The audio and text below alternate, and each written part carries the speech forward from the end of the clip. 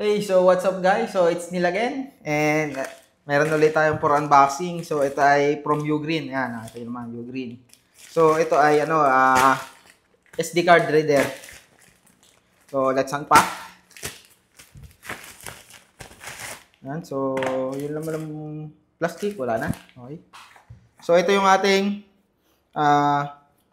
Ugreen na multifunction card reader. So ito ay yung kanyang version 2 na uh, yan.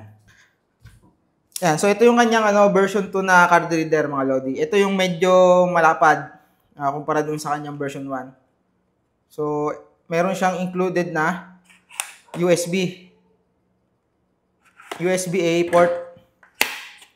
Yan, so, let's unpack. So, Type-C din yung kanyang main connector. Ayan. So, ano siya, braided mga lodi. Ayan, meron, makita nyo naman, meron siyang ang nasa loob niya ay sticker ba to? Can produce as recyclable. Yan, so meron siyang medyo kakaibang language, German ata. Yan, so. Ito yung kanyang manual. Oops, ba't lumabo? Manual, ito yung kanyang specs. Yan. So, yung kanyang input is 5 volts, 2 amps, so 10 watts. So, yung kanyang speed, this is 3.0 USB. Ay, hindi. 2.0 lang. Ayan, so 2.0 lang mga lodi. Kala ko So, yung mismong Type-C niya is USB 3. Type-C. Yung kanyang port dito sa gilid is USB 2.0. So, 480 Mbps. Which is yung capacity nitong mismong input-output niya is 5 gigabits per second. Yan. So, ito siya, ganito siya, So, aluminum yung case niya. Yan. So, maganda yung kanyang quality, manipis. So, ito yung kanyang card reader, SD card, saka yung micro SD. SD card, micro SD, tapos USB. So, itetest natin. So, ganito siya kahaba. Yan. Okay naman yung length niya. So, kasi kung sobrang ikli, medyo mahirap siya i-connect. So, yan. Sakto lang yung kanyang. Yan. So, itetest natin yung ating USB. Yan. So, Ugreen. Yan. With braided cable. Test natin yung ating So, ito yung ating USB. So, kung ma-detect, tingnan natin kung let's ano to. Yan,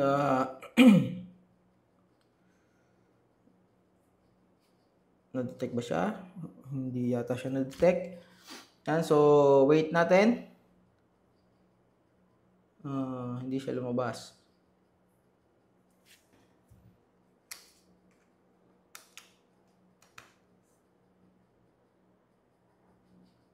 So something is wrong. Try natin yung SD card.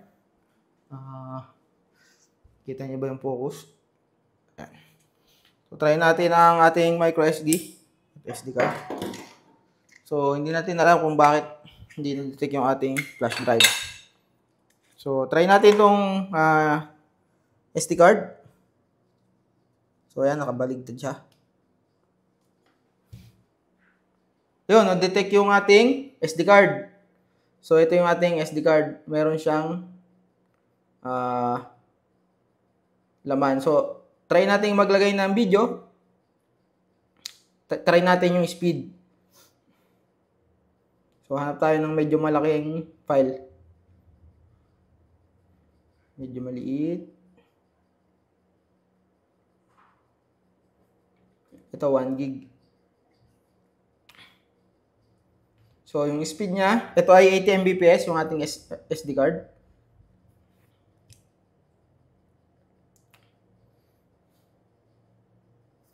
So wala siyang based sa estimate, ang reading speed niya ay 68.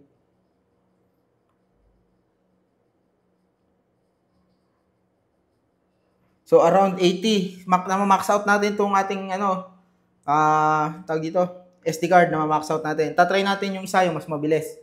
So yung ating SD card na isa, yung mas mataas ang capacity. Try natin. Ito ay 180 Mbps. Tapos try din natin itong ating micro SD kung gagana. So hindi ko alam bakit yung ating flash drive ay hindi na-detect. I-try natin na sa Type-C natin gamitin. So maybe something is wrong with my flash drive or something is wrong with the card reader.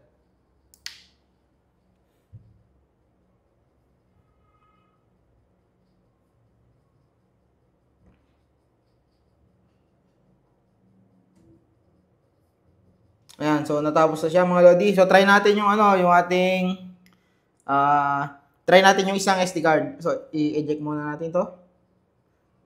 Try natin palang magpasa muna. Try natin magpasa. So try natin dito. Let's rename this one test. So tingnan natin kung gaano kabilis yung ating reading speed. So, yung reading speed niya is mas mabilis.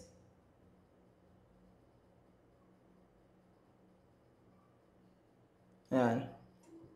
So, yung kanyang speed kanina na max out natin to is meron siyang delay. So, probably sinasam niya yung kaya nagiging 80. So, ito mas mabilis yung transfer speed. So, try natin. Kasi mabilis yung SSD ng Mac. So, kaya siguro ganun. So, try natin yung yung pabalik naman. Delete natin to. Hindi natin kailangan yan. Eject. Tapos yung ating flash drive, hindi rin na-detect. So, I think gawa nung siya ay naka-format as yung sa naka-bootable kaya hindi siya ma-detect. So, try natin yung ating SD card. Nasaan ba ang ating slot? So, maybe this one. Oops. Mali. This one. Yun. So, ayan. So, yung pag-insert niya is magkatalipaan, mga lodi. Ayan. So, ayan, na-detect yung ating micro SD. So, try natin itong ating SD card. Yan, na-detect siya pareho. So, na-detect pareho yung ating SD card tsaka yung ating micro SD. Try natin. So, ito, yung ating isang SD card. Naghahanap tayo ng mas malaking capacity. Ito, 2. Almost 3 gig. So, ito ang gamitin nating testing. Ay, shit. Sorry. Ito na lang. Test natin. Test. So, ito ay micro SD. Yan. So, yung ating micro SD ay yung extreme din. Yan. So, mabilis yung reading speed niya. Itong, micro SD na isa. So, tetest din natin itong isa. So, maybe later, i-test ko ito dun sa Windows para makita natin yung actual na, na graph niya, yung per second reading speed.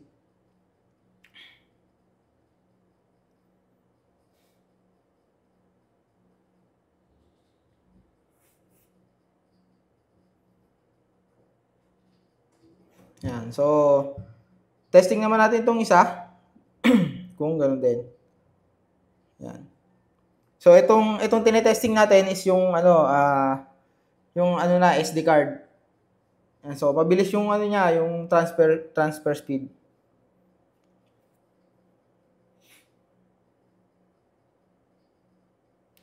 So, kaya ako bumili nito, mabagal kasi yung transfer niya sa phone sa pagka via Wi-Fi lang connection. Kaya may usable to mga lodi. I mean convenient. Pinabibilis niyan yung ating buhay. Pinadadali pala. So test natin yung naman, yung reading speed.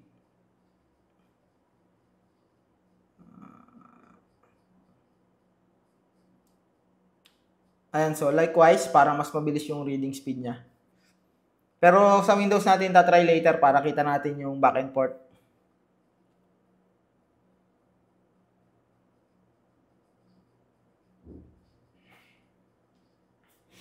Yan. So, ito yung speed niya from SD card.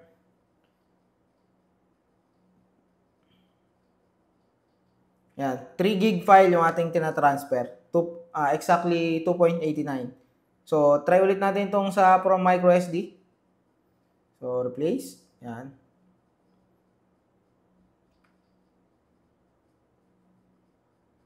So, same din yung ano niya, yung transfer speed, mabilis din. Tapos, ito namang ating flash drive, utilities. Ito ay hindi na-detect kasi naka-ano siya, format as bootable. So, tatry natin i-format to later para matest natin yung isang port dun sa Windows. Ayan, so tapos na mga Lodi. So, okay naman yung ating speed. So, yung itong port lang hindi natin pa na-check kung nagana. Kasi yung ating flash drive is not working pa. Hindi pa natin na fully testing. So, anyway, yun lang muna. I-retest natin sa Windows itong ano na to, card reader. Pero working yung both port niya for SD card, micro SD. Yung ating remaining na ite-test is yung kanyang USB port na 2.0. So, ayun lang mga Lodi. See you later.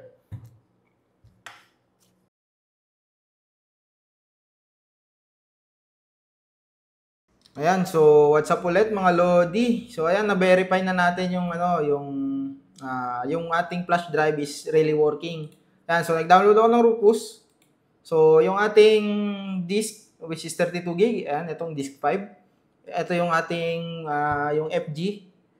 Ito yung ating micro SD at saka yung SD card.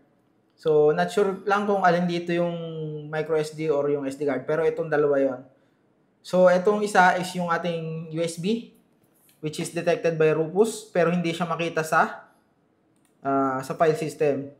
For example, itong ating may computer, ayan, wala siya.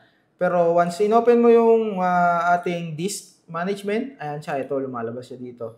Disk 5, which is itong 32 gig na to. Ayan, yung capacity niya, 28 gig. Excuse me. So, itatry natin i-format ito kasi naka or possible na wala siyang drive letter ay hindi siya pwede. Okay, so try natin i-format. Properties.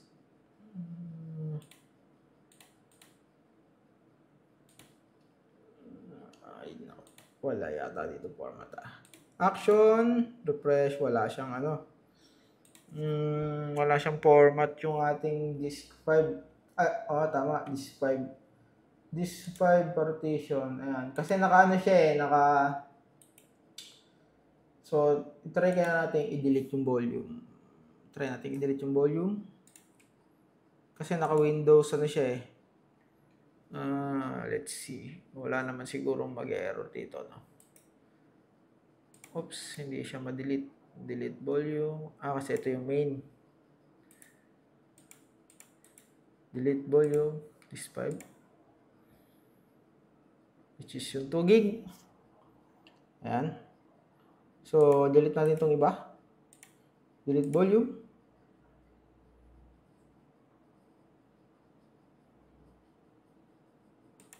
Tapos, delete volume. So, yung unallocated niya, yung 28 gig. Yan. So, since na-delete na natin yung volume, hindi natin siya ma-format. Try natin format sa Rufus. Kaso, non-bootable. Boot selection, bootable, MBR.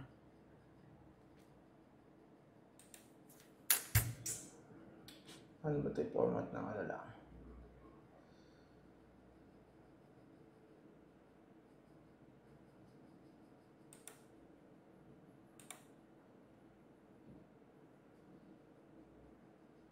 Ayan, so na-detect na siya mga Lodi. Ayan, lumabas na siya. Which is, refresh. Ayan, so meron na siyang disk partition, itong ating H. So, tingnan natin sa... So, doon siya nakakonect sa ating likod ng, ng PC. Kaya hindi ko mapapakita sa inyo. Pero gamit natin yung ating port.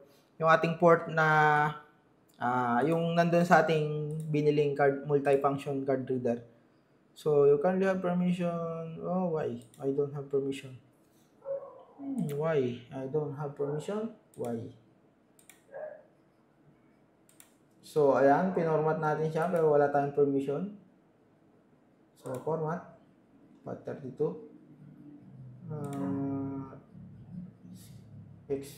Let's say expat. Default. Ayan. So, meron na tayong permission ngayon. So, after natin mo-format, lumabas na yung ating... wala pa rin. Why?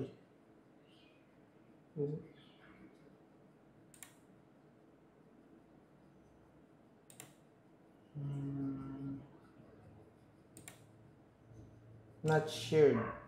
Something is wrong with this one.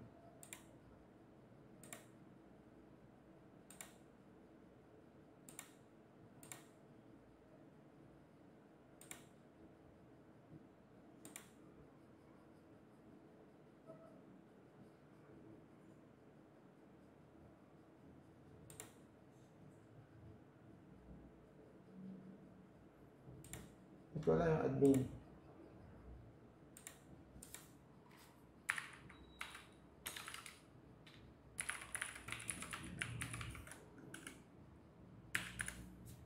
Checkings.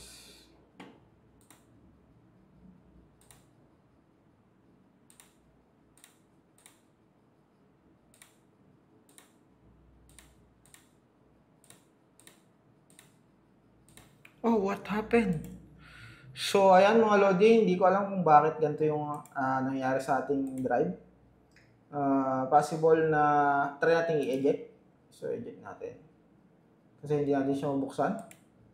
Wala siyang permission. Not sure why. So, try natin i-eject. So, ejected na. Ilalagay ko ulit doon sa ating likod.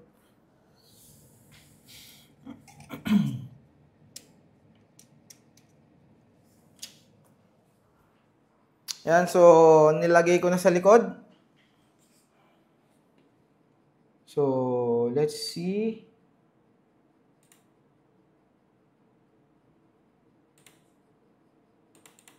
Yan, so accessible na sa atin mga Lodi. So, itest natin yun, yung speed ng ating USB 2.0. Ayan. So, testing. Are you sure you want to have this?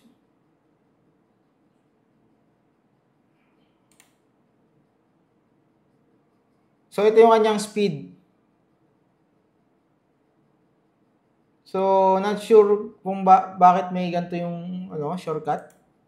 Ito, may shortcut icon. So, probably nag-create siya ng shortcut somewhere. Not sure why. Itong shortcut na to, pwede natin itong i-delete. Kasi ito siya, shortcut siya nito.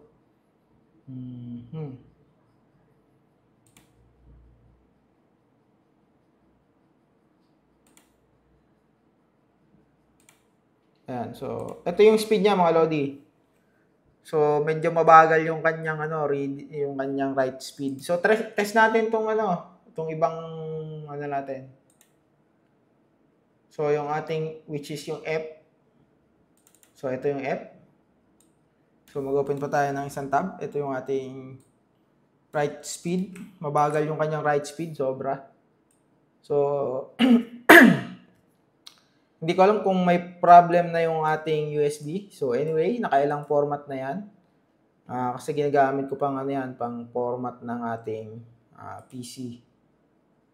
So F, G, ayan ito. So ito itetest natin.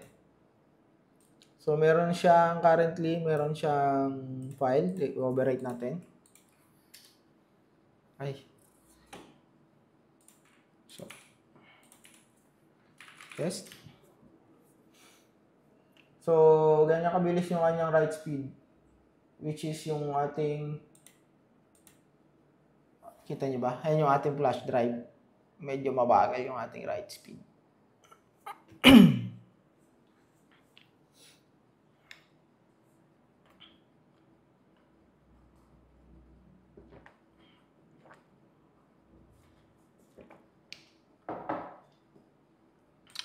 So, yung source natin, dito natin lagay. Mag-open pa tayo ng isa. Para doon sa ating H. Ito yung ating H. So, ito yung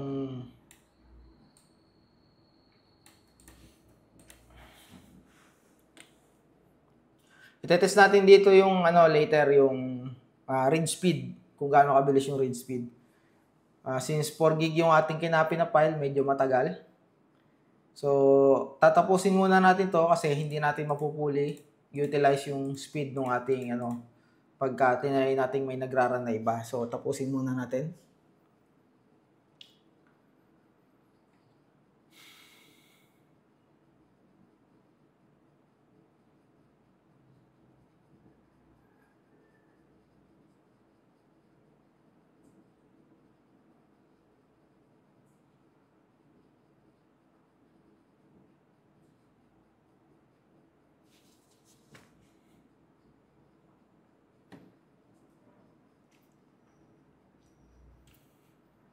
Yan, so, i-speed up ko na lang to, tong part na to, tong sa USB na to. Medyo mabagal kasi.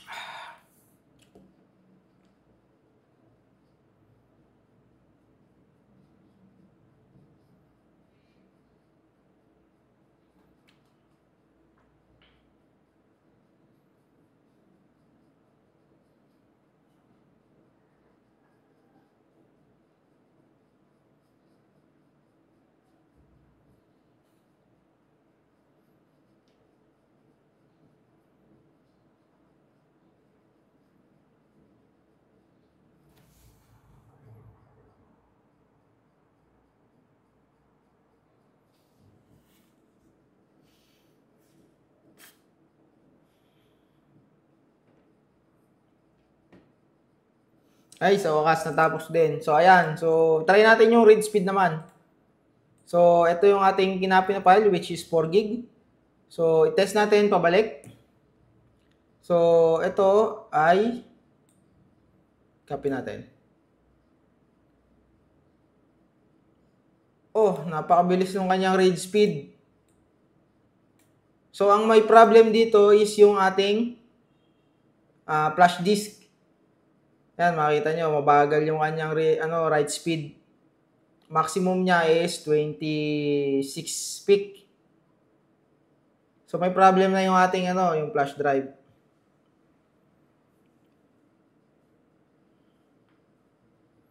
Makita nyo naman ang niya. Bumabagsak siya ng 3, 4, which is average niya is yung kanina, yung 15 Mbps, yung 13 to 15.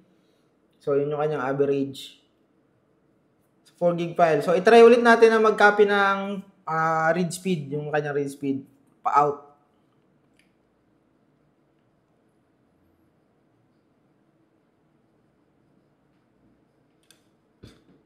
So, ayan, i-cancel na natin to mga Lodi. So, ayan yung kanyang read speed, same nung ating previous na reading. So, may problem na yung ating flash drive kasi medyo old na yung flash drive natin eh. Matagal ko nang ginagamit for formatting. So, try natin ulit mag-read. So, ayan, replace natin. Ito ay from my local E, so which is an SSD. So, ano natin? Ay. So, ayan, meron siyang session, gawa nung kanyang copy kanina. So, try natin magbago ng file name. Ay, shit, hindi niya makita kasi kinancel natin yung yung write speed doon. So, delete na lang natin. So, nagkaroon ng error yung na-corrupt. So, ito yung issue ng NTFS. So, na-corrupt yung file kasi ni-replace natin, kinancel natin. Ayan, so na-corrupt na yung file. So, kailangan nating i-reformat ulit ngayon to. So, anyway, let's proceed dun sa dalawa, yung ating iti-testing. So, dun tayo sa hindi ko alam kung alin dito yung yung micro SD tsaka yung SD card. Pero, let's try. both. So, ito yung kanyang speed. Likewise, yung kanina, yung reading natin, yung around 80 Mbps na ma-max out.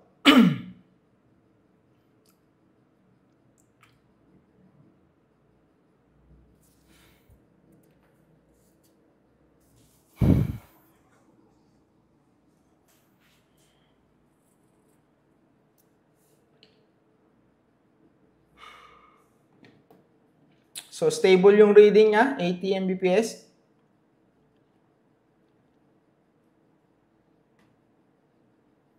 For gig file. Yan, 4 gig file yan.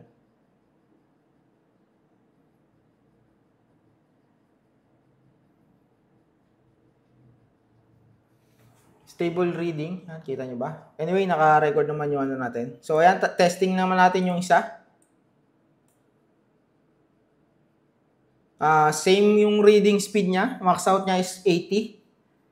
So, possible na limitation ng ating, tawag dito, ng ating card reader.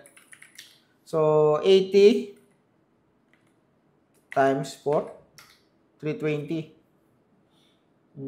Medyo, ano ka ba yun? 80 ba times 8? Parang mali eh. Mbps. 5 GB per minute ata to eh. Hindi to per second eh. Anyway, let's try yung ating read speed. Malalaman natin yung ating read speed.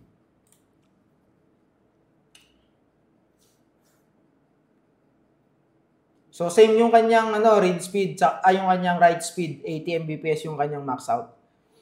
Yan. So, try natin yung ating pabalik naman.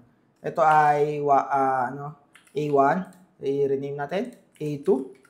Yan. So, try natin from the other one. Yung kanyang read speed is mabilis. Ayan. So, makikita nyo, yung kanyang read speed, 2 GB per second. So, mabilis yung kanyang read speed. Similar ng ating flash drive, medyo mabilis. So, itong read speed nitong isa, itong read speed nung isa is medyo mabagal. So, possible, ito yung ating SD card. Yung ating SD card is consistent, ayan, 180. Kasi yung ating, yung isang, natin, yung, tawag doon, medyo mataas yung capacity nung read speed niya, yung ating SD card. Ito possible, ito yung ating micro SD. So, yung kanyang read speed is around 90. Yan. So, try natin isabay itong kung bababa. Replace.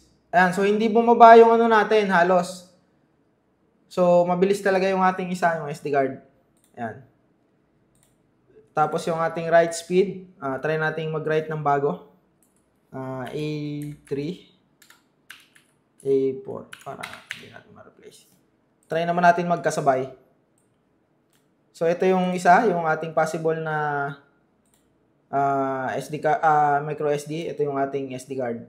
Yan, so dalawa. Yan, so bumagal pareho. So, ang nito is mabagal talaga yung kanyang read speed ng ating mismong chipset ng ating card reader. Mabagal talaga yung chipset niya. Yung kanyang read speed lang yung mabilis. So, yung write speed niya is mabagal. So, ayan, may yung limitation ng ating chipset, ng ating limitation ng ating micro card reader is ito lang, yung kanyang write speed. Pero yung kanyang read speed is mabilis, which is yung ating purpose for doon is read speed lang.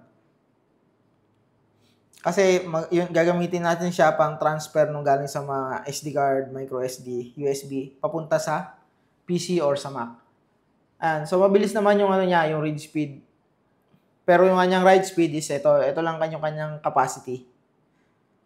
Medyo mabagal talaga.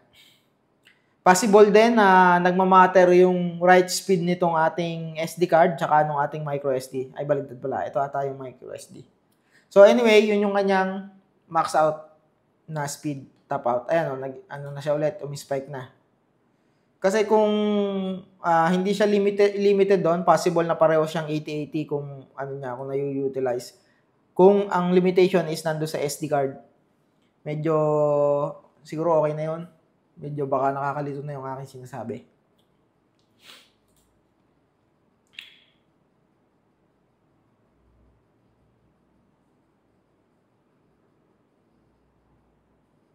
So, ayun lang mga Lodi. So, yung ating purpose ng ating micro SD, yung ating card reader, yung multifunction card reader is working fine kasi design siya for reading lang yung ating mga card reader papunta sa PC or sa Mac. So, which is serving its purpose. So, medyo disappointing lang yung kanyang write speed. Anyway, see you around.